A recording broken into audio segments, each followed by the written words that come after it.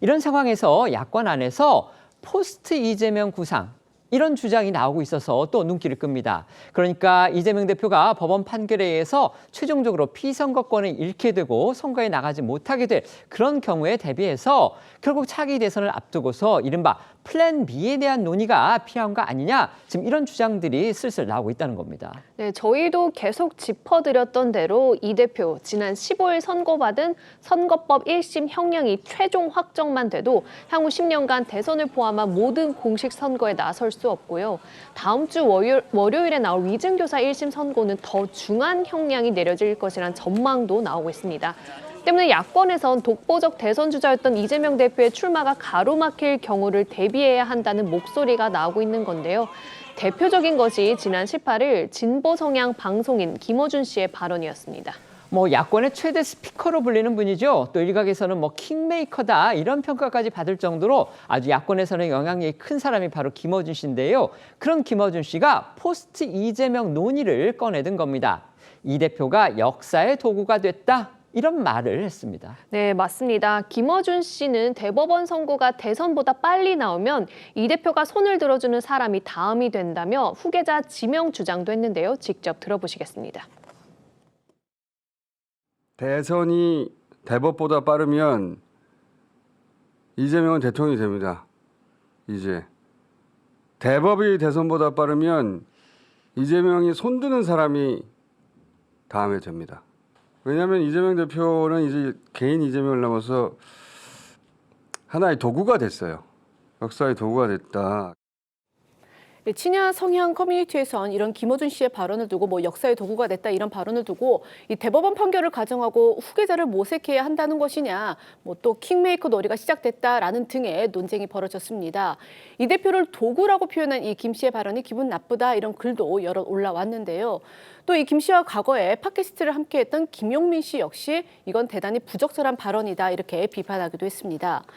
또 아직 이 극소수긴 하지만 이 민주당 안팎에선 친명 중진이 이 대표 권리를 대신하는 이 시나리오를 예견하는 그런 목소리가 나오고 있다고 하고요. 한편에선 이 대표 의중을 넘어서 아예 경쟁력 있는 주자를 새로 세우는 게 빠르다, 이런 주장도 고개를 들고 있다고 합니다. 그중에는 민주당의 상황으로 불렸던 이해찬 전 대표의 역할도 주목을 받고 있는 것으로 알려졌는데요. 다만 이 야권 차기 대선 주자로 꼽히는 이른바 이 비명계 신삼김, 그러니까 김부겸 전 총리, 김경수 전 지사, 그리고 김동연 경기지사 이 대안론에 대해서는 이들은 이 친명 지지층 내에서 부정적 기류가 강하기 때문에 이 현실화되긴 어렵다, 이런 관측도 있습니다. 특히 야권의 최대 스피커로 꼽히는 이 김어준 씨가 이재명 대표는 이제 역사의 도구가 돼야 된다. 그러니까 뭔가 정권 교체를 위해서 이재명 대표는 필요하면 자신을 도구로 쓰는 걸, 이걸 또 감수해야 한다. 지금 이런 주장을 꺼냈습니다. 이를 두고서 또 논란이 벌어지고 있는데요. 이걸 어떻게 봐야 될까요? 사실 민주당에서 지금 1심 선거법 허위사실 유포에 대한 선고가 나온 마당에 2심, 3심이 있지 않습니까? 근데 벌써 포스트 이재명을 논의하는 것 자체가 금기시되어 있습니다. 그러니까 어느 누구도 그런 얘기를 지금 하지 못하고 있는 거죠. 그런데 이제 야권의 영향력이 큰 바로 김어준 씨가, 물론 가정을 전제로 한 얘기입니다. 이제 대법원 확정 판결이 만약에 대선 전에 나온다면 내년 후년 정도에 그러니까 나올 수 있다는 예상이 있으니까, 그렇게 나오면 이제 본인이 대선을 못 나오니까 그러면 누군가를 손들어줘서 그 사람으로 하여금 정권 교체를 이루어야 된다, 이런 주장을 하고 있는 거거든요. 근데 저런 얘기를 이제 남들은 쉬쉬하면서 전혀 얘기하지 않고 있는데 김어준 씨가 처음 꺼냈다는 그 사실 자체가 적어도 누군가는, 그러니까 지금 야권 내의 핵심 중에 그런 얘기들이 오고 가고 있는 것 아니냐, 기자들이 모르는 사이에 이런 걸 충분히 짐작할 수 있게 하는 대목이라서 아마 오는 25일 위증교사 혐의에 대한 1심 선고가 또 이제 상당히 중형이 나온다, 이런 예상이 많은데, 그렇게 될 경우에는 이른바 플랜 B 논의가 이제는 막을래야 막을 수 없는 국면으로 가는 것 아니냐, 전 이렇게 보고 있습니다. 그래서 아마 판결이 이제 다 나오는 거 보고요. 그러면서 적어도 이재명 대표 앞에서는 그런 얘기를 안 하겠지만, 이재명 대표가 없는 자리에서는 아마 민주당 사람들이 플랜 B 내지는 이제 포스트 이재명 대표가 잘못됐을 경우에 대비한 대책 이런 것들을 아마 논의하는 시기가 그렇게 머지않아 올 것이다. 전 그렇게 보고 있습니다. 대표적인 보수 논객이죠. 이제 조선일보의 양상훈 주필은 오늘 칼럼에서 결국 이재명 대표의 지지도 그게 어떤 추이를 보이느냐에 따라서 지금 말씀해 주신 이 플랜 B 논의의 그런 속도라든지 수위가 결정될 것이다. 이렇게 썼던데요. 어떻게 네. 보십니까? 글쎄요, 아직 당내 분위기는 뭐 플랜 B라든지 뭐 이른바 뭐 포스트 이재명 이런 걸 논의하는 분위기는 아닌 것 같습니다.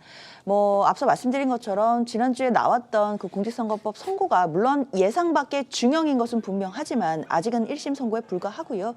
특히나 법리적으로 매우 다툴 부분이 많기 때문에 항소심에 가서 결과가 뒤집힐 수 있다라는 예측도 나오고 있습니다. 다음 주 월요일에 있을 위증교사와 관련된 사건 같은 경우에도 만약에 또 당에서 예상하지 못한 중형이 나온다라고 하더라도 분명히 또 1심 선고일 뿐이기 때문에 또 앞으로 현실의 법정이 2번 남았다라는 것을 생각한다면 당 내에서 또는 당의 구성원들이 뭐 구체적으로 뭐 플랜 B를 이야기하거나 이럴 분위기는 아니라고 생각합니다. 물론 이 플랜 B 논의가 자칫하면 분열의 양상이 될 수 있기 때문에 그런 부분들을 좀 경계하는 목소리가 저는 아직까지는 더 크다고 생각합니다.